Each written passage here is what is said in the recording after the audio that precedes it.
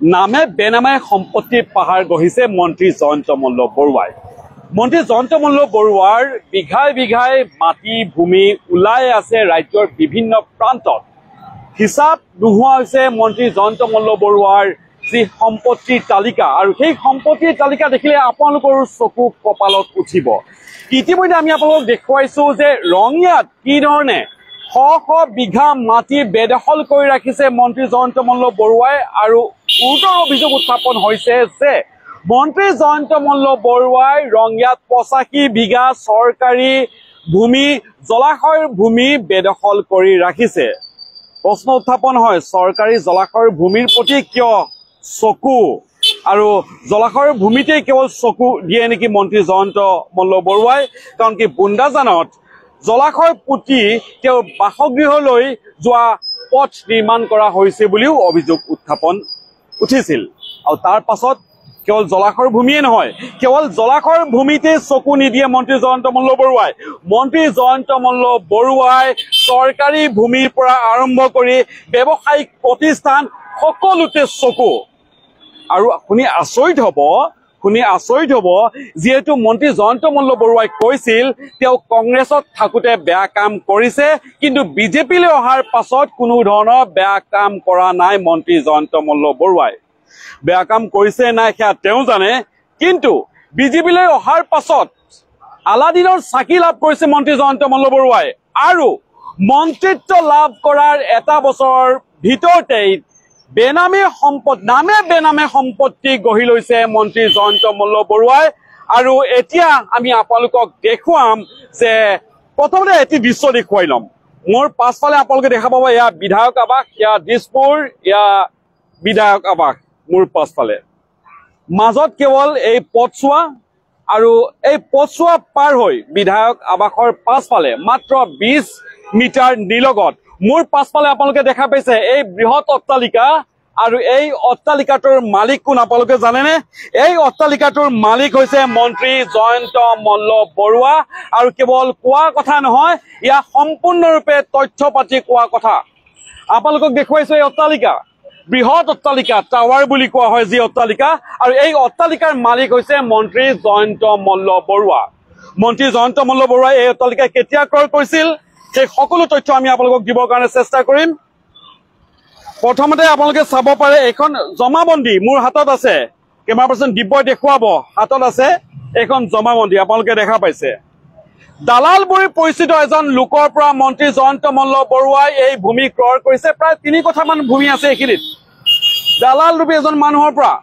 এই ভূমি ক্ৰয় কৰিছে। অভিযোগ উত্থাপন হৈছে প্ৰায় 15 কোটি টকাত এই ভূমি ক্ৰয় কৰা বুলি অভিযোগ উত্থাপন হৈছে। মন্ত্ৰী জয়ন্ত মল্ল বৰুৱাই এই ভূমি ক্ৰয় কৰিছে, য'ত নিৰ্মাণ হৈছে সুউচ্চ অট্টালিকা। আপোনালোকে দেখা পাইছে 3 ষ্টাৰ হোটেল, 3 তাৰকাযুক্ত হোটেল নিৰ্মাণ কৰা হৈছে ইয়াতে। আৰু আপোনালোকে দেখা পাইছে বহুজাতিক প্ৰতিষ্ঠানৰ কেইবাটাও ইয়াতে কাৰ্যালয় আছে, কেইবাটাও বিপণী আছে। মন্ত্ৰী জয়ন্ত মল্ল বৰুৱা 2022 চনত তেওঁ মন্ত্ৰিত্ব লাভ কৰিছিল, আৰু 2022 চনত মন্ত্ৰিত্ব লাভ কৰাৰ পাছত 2023 চনত তেওঁ নামে বেনামে সম্পত্তিৰ পাহাৰ গঢ়া আৰম্ভ কৰে, আৰু প্ৰতিদিনে বিঘাই বিঘাই ভূমি ওলাই আছে মন্ত্ৰী জয়ন্ত মল্ল বৰুৱা বা তেওঁৰ পত্নী জুলি ডেকা বৰুৱাৰ নামত। দেখুৱাইছো এই দৃশ্য, ভালকৈ চাই লওক। বিশেষকৈ চৰকাৰ অহাৰ পাছত আপোনালোকৰ যে আৰ্থিক অৱস্থা সেয়া উন্নত হৈছে নে নাই মই নাজানো, কিন্তু মন্ত্ৰী জয়ন্ত মল্ল বৰুৱাৰ অৱস্থা,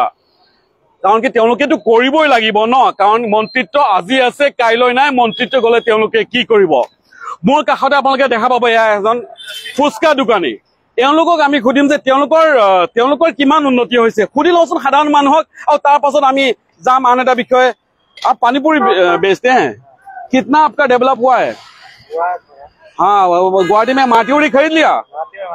क्यों नहीं खरीदा? एक दुकान से 6 जन चल रहा है, 6,400 रुपए मिलता है। एक दुकान से 6 आदमी चल रहा है, 2 बहन। अच्छा, एक दुकान से 6 आदमी चल रहे हो, माटी उड़ी नहीं खरीदा, बिल्डिंग विल्डिंग नहीं खरीदा? कैसे खरीदेगा, पैसा कहाँ है? पैसा नहीं है। अच्छा, যিয়ে নহওক, এয়া হল সাধাৰণ মানুহৰ কি অৱস্থা আমি আপোনালোকক দেখুৱাইছো। আনহাতে মন্ত্ৰীৰ এয়া আপোনালোকে দেখা পাইছে মন্ত্ৰী জয়ন্ত মল্ল বৰুৱাৰ সেয়া অট্টালিকা। 2023 চনৰ 26 এপ্ৰিলত ক্ৰয় কৰিছে তেওঁ এই ভূমি প্ৰায় 3 কঠা ভূমি বুলি কোৱা হৈছে এইখিনিতে যদিও মই নিজে হিচাপ নিকাচ কৰা নাই কিন্তু মোৰ হাতত সেয়া তথ্য আছে আৰু সেই তথ্য ইতিমধ্যে ফাদিল হৈছে মন্ত্ৰী জয়ন্ত মল্ল বৰুৱাই ৰামেশ্বৰ তালুকদাৰ হয় ইয়া মোৰ হাতত থকা ইয়া মন্ত্ৰী জয়ন্ত মল্ল বৰুৱাৰ যিখন জমাবন্দী সেয়া জমাবন্দীৰ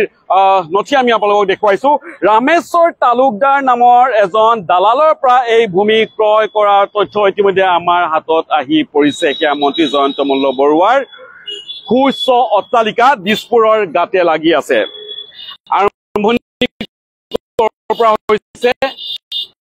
আৰম্ভণি হৈছে তেওঁৰ বিৰুদ্ধে যি সম্পত্তি পাহাৰ সেই সম্পত্তি পাহাৰ তাতে যি তথ্যবোৰ ওলাবলৈ আৰম্ভ কৰিছে ক'ত আছো চকু নাই তেওঁলোকৰ ক'বলৈও লাজ লাগে আচলতে এনেকুৱা বিষয়বোৰ ৰাজ সাহায্য দুগ্ধ পামৰ নামত 50 লাখ টকাৰ ৰাজ সাহায্য তেওঁৰ পত্নীয়ে লাভ কৰিছে আৰু তাৰ পাছত মুখ্যমন্ত্ৰীও কৈছে তেওঁলোক আজি মন্ত্ৰী আছে কাইলৈ নাই কেনেকৈ চলিব মন্ত্ৰিত্ব গলে কিন্তু তাৰ পাছত ওলাই আছে এটাৰ পাছত আন এটা সম্পত্তিৰ যি তথ্য সেয়া ওলাই আছে ৰঙিয়াত তেওঁ একেদিনাই প্ৰায় 36 বিঘা ভূমি তেওঁ ক্ৰয় কৰা তথ্য ইতিমধ্যে আহি পৰিছে ৰঙিয়াত তেওঁ ক্ৰয় কৰিছিল ম্যাদী পট্টা সেয়া 34 বিঘা ভূমি আৰু তাৰ পাছত প্ৰায় 85 বিঘা ভূমি তেওঁ চৰকাৰী জলা শ্ৰেণীৰ ভূমি তেওঁ বেদখল কৰাৰ অভিযোগ উত্থাপন হৈছে মন্ত্ৰী জয়ন্ত মল্ল বৰুৱাৰ বিৰুদ্ধে কিন্তু কিছু তথ্য দিব খুজিছো আপোনালোকক যি তথ্য যদি মই আপোনালোক দিওঁ আপোনালোকৰ চকু কপালত উঠিব এইজন জয়ন্ত মল্ল বৰুৱা 2011 চনত তেওঁ দৰিদ্ৰ সীমাৰেখাৰ তলত আছিল মন্ত্ৰী জয়ন্ত মল্ল বৰুৱা 2011 চনত তেওঁ আৰ্থিক যে অৱস্থা সেয়া মাত্ৰ তেওঁ পত্নী আৰু তেওঁৰ দুয়োগৰাকীৰ লগ লাগি মাত্ৰ 5 লাখ মান টকাহে আছিল আৰু 2011 চনত সেই 5 লাখ টকা ক'ৰ পৰা কৈছে এইখিনি কথাখিনি শপতনামা যেহেতু 2011 চনত নিৰ্বাচনত তেওঁ অৱতীৰ্ণ হৈছিল 2011 চনৰ নিৰ্বাচনী শপতনামাত তেওঁ সেই কথা উল্লেখ কৰিছে আৰু তাৰ পাছত লাহেকৈ তেওঁ লাভ কৰিলে আলাদিনৰ চাকি প্ৰতি বছৰে তেওঁৰ আয় বৃদ্ধি হৈ গৈ থাকিল আৰু বিজেপিত যোগদানৰ পাছত মন্ত্ৰিত্ব লাভ কৰাৰ পাছত তেওঁ যি অৱস্থা আৰ্থিক উন্নয়ন হাৰ অস্বাভাৱিক আৰ্থিক উন্নয়নৰ হাৰে হৈছে কিন্তু কেলেংকাৰীৰ মূল বুলি অৰ্থবিজ্ঞানে ক'ব খোজে অস্বাভাৱিকভাৱে সকলোৰ উন্নয়ন হয় হ'ব পাৰে কিন্তু তাৰ এটা হাৰ আছে কিন্তু যেতিয়া অস্বাভাৱিক হাৰত বৃদ্ধি হ'ব আপোনাৰ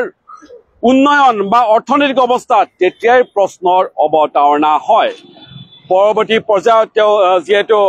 2011 চনত তেওঁ নিৰ্বাচনত জয়ী হৈছিল 2016 চনত তেওঁ বিজেপিৰ পৰা তেওঁ টিকট নাপালে 2021 চনত তেওঁ পুনৰ নিৰ্বাচনত প্ৰতিদ্বন্দ্বিতা কৰিলে তেওঁ বিধায়ক হল 2021 চনৰ নিৰ্বাচনতো তেওঁৰ যেহেতু মই ইতিমধ্যে কৈছো দৰিদ্ৰ সীমাৰেখাৰ তলত থকা মন্ত্ৰী জয়ন্ত মল্ল বৰুৱা আৰু তেওঁ পতি জুলি ডেকা বৰুৱাৰ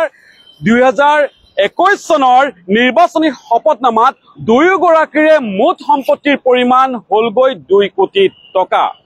মন্ত্ৰিত্ব তেওঁ লাভ কৰিলে 2022 চনত আৰু 2023 চনত মন্ত্ৰী জয়ন্ত মল্ল বৰুৱাৰ এয়া হল আপোনালোকৰ সন্মুখত দেখুৱাইছো এয়া হল সম্পত্তি বিভিন্ন তেওঁ পডকাষ্টত বা ইণ্টাৰভিউত কয় তেওঁ যে সা সম্পত্তিৰ প্ৰতি তেওঁ লোভ মোহ নাই মুখ্যমন্ত্ৰীও কয় আজি মন্ত্ৰিত্ব আছে কাইলৈ নাথাকিলে কেনেকৈ খাব গতিকে ৰাজ সাহায্যৰ পৰা আৰম্ভ কৰি সকলোতে কেৱল লুণ্ঠন আৰু লুণ্ঠন মন্ত্ৰী জয়ন্ত মল্ল বৰুৱাৰ বিৰুদ্ধে আজি এক গুৰুতৰ অভিযোগ উত্থাপন কৰিছে ৰাইজৰ দলৰ সভাপতি অখিল গগৈয়ে মন্ত্ৰী জয়ন্ত মল্ল বৰুৱাই ইমান সম্পত্তি ইমান টকা ক'ত পালে এনে ধৰণৰ সম্পত্তি ক্ৰয় কৰিবৰ কাৰণে সেয়া প্ৰশ্নৰ বিষয় অখিল গগৈয়ে অভিযোগ উত্থাপন কৰিছে যেহেতু জল জীৱন মিছনৰ নামত বৃহৎ পৰিমাণৰ কমিছন লোৱাৰ অভিযোগ উত্থাপন কৰিছে এক ডাঙৰ অভিযোগ উত্থাপন কৰিছে ৰাইজৰ দলৰ সভাপতি অখিল গগৈয়ে 10% যদি কমিছন লোৱা হৈছিল তেতিয়াহলে 28,000 টকাৰ কাম ইতিমধ্যে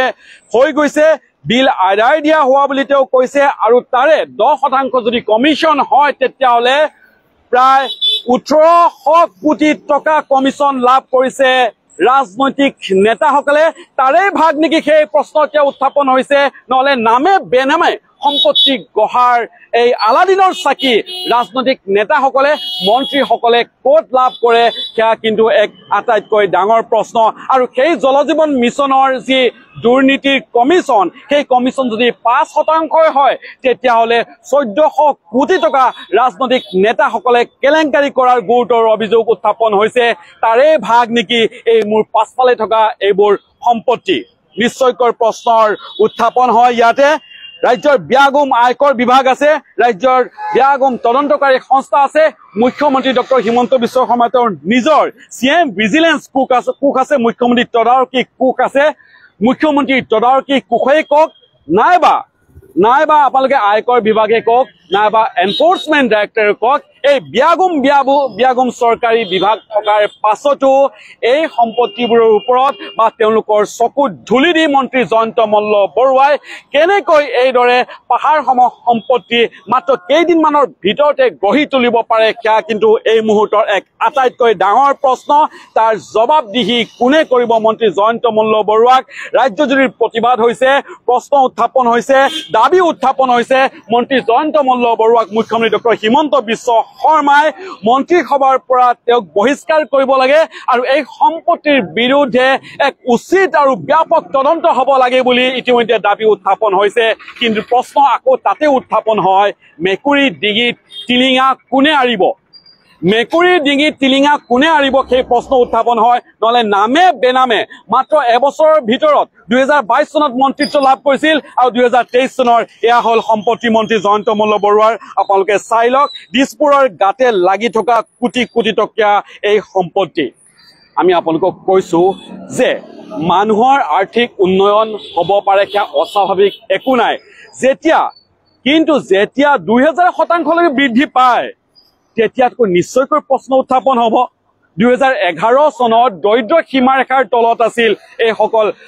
মন্ত্ৰী 2011 চনত মন্ত্ৰী জয়ন্ত মল্ল বৰুৱা আৰু তেওঁ প্ৰতি দৰিদ্ৰ সীমাৰেখাৰ তলত আছিল আৰু 2025 চন এতিয়া 2025 চনত কিমান কোটি টকাৰ তেওঁৰ সম্পত্তি সেয়া হয়তো তেওঁৰ বাহিৰে আৰু কোনেও নাজানিব কাৰণ যিখিনি তথ্য আমি লাভ কৰিছো সেই তথ্য অনুসৰি কেইবা 100 কোটি টকাৰ সম্পত্তি ইতিমধ্যে তেওঁৰ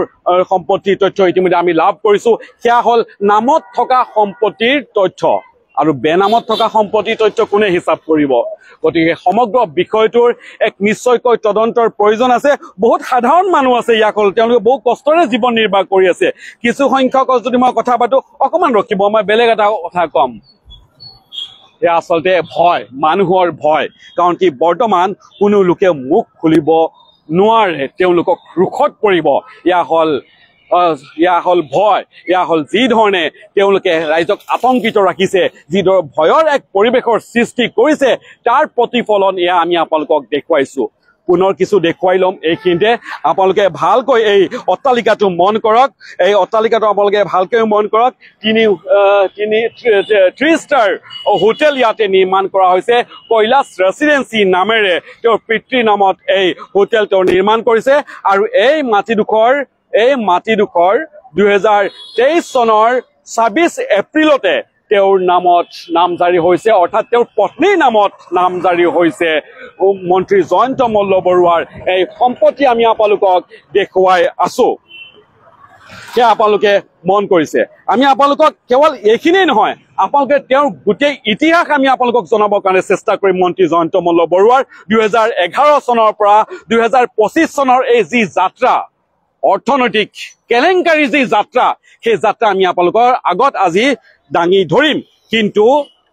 পুনৰ প্ৰশ্ন হয় মেকুৰীৰ ডিঙিত কোনে টিলিঙা আৰিব মন্ত্ৰী জয়ন্ত মল্ল বৰুৱাৰ বিৰুদ্ধে তদন্ত হ'বনে কেনেকৈ আলাদিনৰ চাকি লাভ কৰিছে মন্ত্ৰী জয়ন্ত মল্ল বৰুৱাই তাৰ উত্তৰ মন্ত্ৰী জয়ন্ত মল্ল বৰুৱাই দিবনে যিগৰাকী ব্যক্তিয়ে কয় তেওঁ কংগ্ৰেছত থাকোঁতে বেয়া কাম কৰিছিল দলৰ হৈ বেয়া কাম কৰিছিল বিজেপি যোগদানৰ পিছত তেওঁ বুকুত হাত থৈ হেনো ক'ব পাৰে যে তেওঁ কোনো ধৰণৰ বেয়া কাম কৰা নাই সেইগৰাকী ব্যক্তিৰ সেয়া সম্পত্তিৰ তালিকা আমি আপোনালোকক দেখুৱাই দিছো আৰু কেৱল ইয়াতেই সমাপ্ত হোৱা নাই যেতিয়াই তথ্য আহি আছে ইতিমধ্যে বিভিন্ন প্ৰান্তৰ পৰা আদি ক্ৰছ কাৰেণ্টৰ হাতত তথ্য আহি পৰিছে সেই সকলো তথ্য আমি আপোনালোকক দিবৰ কাৰণে চেষ্টা কৰিম মন্ত্ৰী জয়ন্ত মল্ল বৰুৱাই কি ধৰণে তেওঁ খুৱে বাৱে সম্পত্তিৰ পাহাৰ গঢ়ি লৈছে সেয়া আমি আপোনালোকক দেখুৱাই আছো আৰু সেয়া দিছপুৰৰ গাতে লাগি থকা আজি অট্টালিকা তাৰ দৃশ্য আমি আপোনালোকক দেখুৱাই আছো এইখিনিতে আৰু আপোনালোকক ক'ব খুজিছো যে ৰঙিয়াটো ইতিমধ্যে বিঘাই বিঘাই মাটি ওলাইছে মন্ত্ৰী জয়ন্ত মল্ল বৰুৱাৰ কিমান মাটি ৰাজ্যজুৰি ক'ত ক'ত ওলাই আছে সেয়া কিন্তু হয়তো কোনেও ক'ব নোৱাৰে নামত থকা কিছু মাটিৰ যি তালিকা যি তথ্য সেয়া আমি আপোনালোকক কেৱল দি আছো বেনামী বাবে তেওঁ কিমান সম্পত্তিৰ পাহাৰ গঢ়িছে সেয়া ইতিমধ্যে পোহৰলৈ অহা নাই আৰু সেই বিষয়টো হয়তো তেওঁৱেই হয়তো তেওঁ অৱগত হ'ব এইখিনি আমি আপোনালোকক ক'ব খুজিছো মন্ত্ৰী জয়ন্ত মল্ল বৰুৱাৰ পত্নী JNB এগ্ৰ একুৱা প্ৰাইভেট লিমিটেডে দুগ্ধ পামৰ ৰাজ সাহায্যৰ নামত 50 লাখ টকা তেওঁলোকে লৈছে চৰকাৰী ৰাজ সাহায্যৰ ধন তেওঁলোকে গ্ৰহণ কৰিছে মুখ্যমন্ত্ৰীয়ে কয় আজি মন্ত্ৰী আছে কাইলৈ নাই কেনেকৈ চলিব এগৰাকী মন্ত্ৰীয়ে কিমান টকা তেওঁ পেঞ্চন লাভ কৰে সেয়া আপোনালোক সকলো অৱগত লাখ টকালৈকে তেওঁলোকে পেঞ্চন লাভ কৰে কিন্তু মুখ্যমন্ত্ৰীয়ে তুলুঙা মন্তব্যৰে সেই সকলো কথা তেওঁ এৰাই চলিব খোজে যে আজি মন্ত্ৰীত্ব আছে কাইলৈ নাই কেনেকৈ চলিব বিজেপিৰ যিসকল জয়ন্ত মল্ল বৰুৱাৰ IT সেলৰ কিছু হল সদস্য আছে তেওঁলোকে ক'ব খোজে এজন অসমীয়া লোকে উন্নতি কৰিছে তাতে কিয় ইমান গাত লাগিব লাগে কিন্তু সাধাৰণ ৰাইজক 1250 টকাত দি তেওঁলোকে এইদৰে কোটি কোটি টকা হৰলকি কৰি আছে ৰাজ্যখনত কিন্তু তেওঁলোকক জবাবদিহি কৰিবলৈ এতিয়া কোনো নাই মুখ্যমন্ত্ৰী ডক্টৰ হিমন্ত বিশ্ব শৰ্মাই কয় যে দুৰ্নীতিৰ বিৰুদ্ধে তেওঁলোকৰ শূন্য সহনশীলতা বুলি উল্লেখ কৰে কিন্তু মুখ্যমন্ত্ৰী ডক্টৰ হিমন্ত বিশ্ব শৰ্মাই তেওঁ যে সঁচাকৈ যে দুৰ্নীতিৰ বিৰুদ্ধে শূন্য সহনশীলতাৰ যি শ্লোগান যদি আছে বিজেপি তেতিয়াহ'লে মন্ত্ৰী জয়ন্ত মল্ল বৰুৱাক তেওঁলোকে মন্ত্ৰীসভাৰ পৰা বৰ্খাস্ত কৰাৰ যি সাহ সেয়া দেখুৱাব পাৰিবনে মুখ্যমন্ত্ৰীয়ে প্ৰধানমন্ত্ৰী নৰেন্দ্ৰ মোদীৰ শ্লোগান আছে না খাওঁগা না খানে দুংগা কিন্তু ইয়াতে আপোনালোকে 1250 টকা খাক আমি কোটি কোটি টকা খাবৰ কাৰণে আপোনাৰ সাজু আছো আৰু এয়াই এছে চলিছে নীতি এয়াই বৰ্তমান চলি আছে বৰ্তমান সমাজ ব্যৱস্থাত মন্ত্ৰী জয়ন্ত মল্ল বৰুৱাৰ গতিকে কিছু দৃশ্য আমি আপোনালোকক দেখুৱাইছো ইয়া হল কিছু আন্তৰ্জাতিক বিপণীৰ কিছু হয়তো ফ্ৰেঞ্চাইজি আছে এইটোত 3 মহলীয়া 3 ষ্টাৰ যুক্ত এখন হোটেল কৈলাশ ৰেচিডেন্সি নামৰ এখন হোটেল তেওঁলোকে নিৰ্মাণ কৰিছে 2023 চনৰ 26 এপ্ৰিলত ক্ৰয় কৰিছে এজন ইণ্টাৰেষ্টিং ঘটনাটো হল যে মুখ্যমন্ত্ৰী ডক্টৰ হিমন্ত বিশ্ব শৰ্মাই বহুতক মাটিৰ দালাল বুলি কৈ বহুতক তেওঁলোকে গ্ৰেপ্তাৰ কৰিছে কিন্তু এইজন জয়ন্ত মল্ল বৰুৱাই মাটিৰ দালাল বুলি কুখ্যাতি থকা ৰমেশ তালুকদাৰ নামৰ এজন ব্যক্তিৰ পৰা এই ভূমি তেওঁ ক্ৰয় কৰে গতিকে মাটিৰ দালালৰ লগত কাৰ সম্পৰ্ক সেয়া ইতিমধ্যে ৰাইজে গম পাইছে প্ৰশ্ন উত্থাপন হৈছে খেনুক দেখি ৰন্ধা বহা খেনুক দেখি দুৱাৰ বন্ধা নীতি নেকি মুখ্যমন্ত্ৰী ডক্টৰ হিমন্ত বিশ্ব শৰ্মাৰ বা বৰ্তমান চৰকাৰখনৰ এতিয়া ৰাইজ সজাগ হৈছে ৰাইজে প্ৰশ্ন উত্থাপন কৰিছে যে মুখ্যমন্ত্ৰী ডক্টৰ হিমন্ত বিশ্ব শৰ্মাই সঁচাকে মন্ত্ৰী জয়ন্ত মল্ল বৰুৱাক ৰক্ষণাবেক্ষণ দি আছে নেকি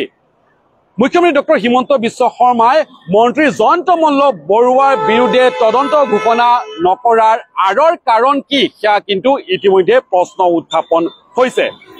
মন্ত্ৰী জয়ন্ত মল্ল বৰুৱাৰ বিৰুদ্ধে দুৰ্নীতিৰ অভিযোগ উত্থাপন হৈছে খুৱে বাৱে পাহাৰসম সম্পত্তি গঢ়ি তোলাৰ যি অভিযোগ সেয়া উত্থাপন হৈছে কেৱল অভিযোগ নহয় সেয়া আচলতে প্ৰমাণিত ইতিমধ্যে প্ৰমাণ হৈছে ইতিমধ্যে কৈছো 2011 চনত দৰিদ্ৰ সীমাৰেখাৰ তলত আছিল মল্ল বৰুৱা আৰু তেওঁৰ পত্নী আৰু সেই দুইগৰাকী ব্যক্তি শ কোটি টকাৰ মালিক হৈ পৰিল 2025 চনত আন বহুতে লোকচানৰ সন্মুখীন হয় কিন্তু প্ৰতি বছৰে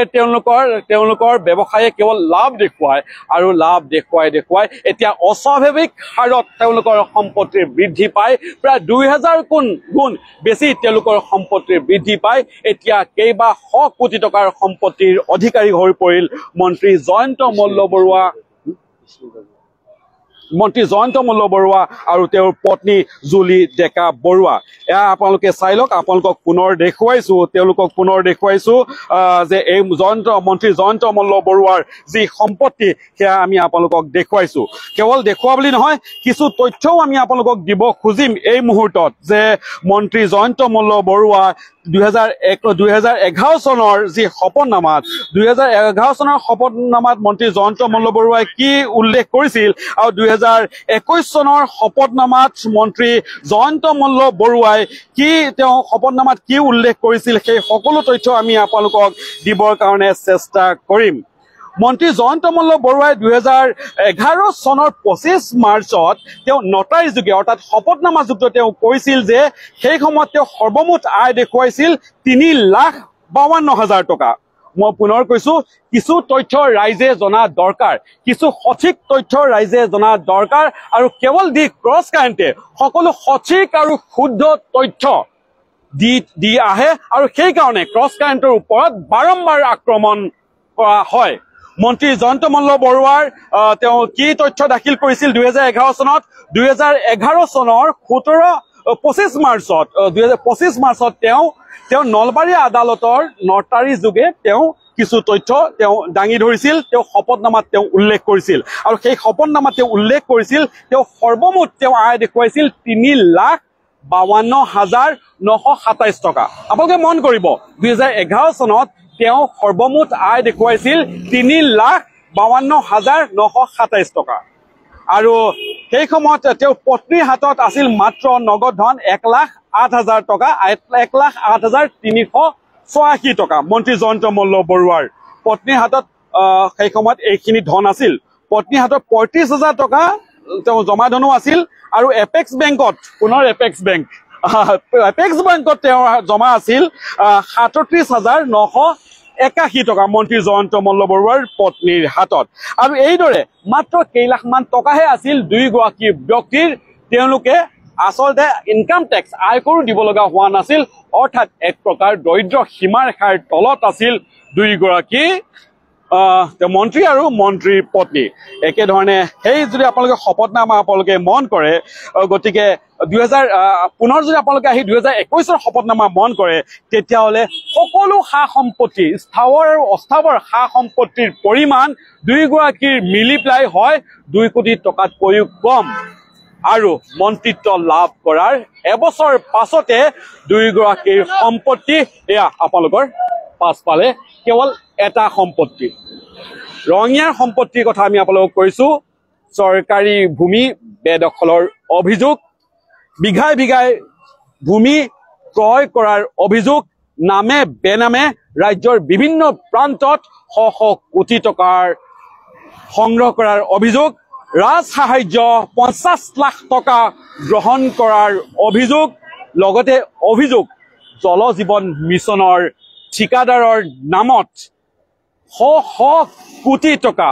কমিছন লোৱাৰ অভিযোগ মন্ত্ৰী জয়ন্ত মল্ল বৰুৱাৰ বিৰুদ্ধে আৰু এনে ধৰণৰ গুৰুতৰ অভিযোগ উত্থাপন হোৱাৰ পাছত মুখ্যমন্ত্ৰী ডক্টৰ হিমন্ত বিশ্ব শৰ্মাই মন্ত্ৰী জয়ন্ত মল্ল বৰুৱাক মন্ত্ৰীসভাৰ পৰা বৰ্খাস্ত